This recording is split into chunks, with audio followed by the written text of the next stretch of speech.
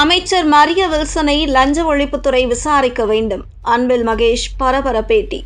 ஒரு அமைச்சராக இருந்து கொண்டு லஞ்சம் கொடுத்தேன் என சட்டப்பேரவையில் கூறியுள்ள அமைச்சர் மரிய வில்சனை லஞ்ச ஒழிப்புத்துறை விசாரிக்க வேண்டும் என முன்னாள் பள்ளிக்கல்வித்துறை அமைச்சர் அன்பில் மகேஷ் பொய்யாமொழி கூறியுள்ளார்.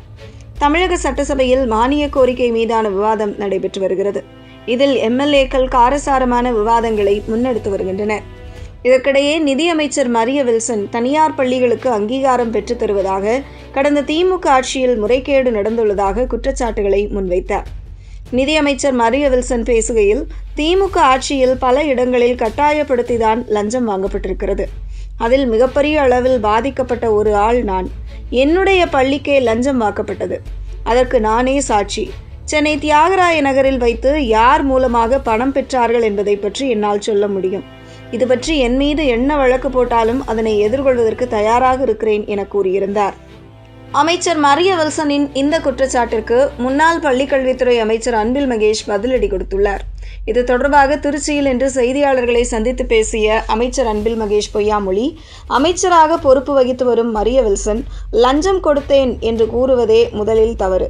கடந்த 2 மாதங்களுக்கு முன்பு கூட இதுபோன்ற ஒரு குற்றச்சாட்டு என் மீது முன்வைக்கப்பட்டது.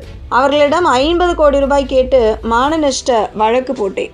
பொய் குற்றச்சாட்டுகளை அடுக்கியவர்களிடமும் இன்று விசாரணை நடைபெற்று வருகிறது.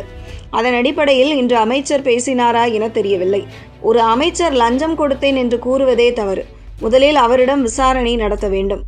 லஞ்ச ஒழிப்புத்துறை இயக்குநரிடம் கண்டிப்பாக இது குறித்து புகார் அளிப்போம்.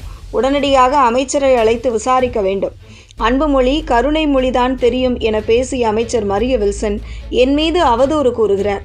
அவர்கள் சொல்வது அனைத்தும் மடைமாற்றம் என தெரிவித்துள்ளார். முன்னதாக திமுக ஆட்சி காலத்தில் தனியார் பள்ளிகளுக்கு அங்கீகாரம் வழங்க லஞ்சம் வாங்கப்பட்டதாக தனியார் பள்ளிகள் கூட்டமைப்பின் அலுவலக பொறுப்பாளர் நந்தகுமார் குற்றம் சாட்டியிருந்தார். அதில் முன்னாள் பள்ளிக்கல்வித்துறை அமைச்சர் அன்பில் மகேஷ் பொய்யாமொழி பெயரையும் குறிப்பிட்டு பேசியிருந்தார்.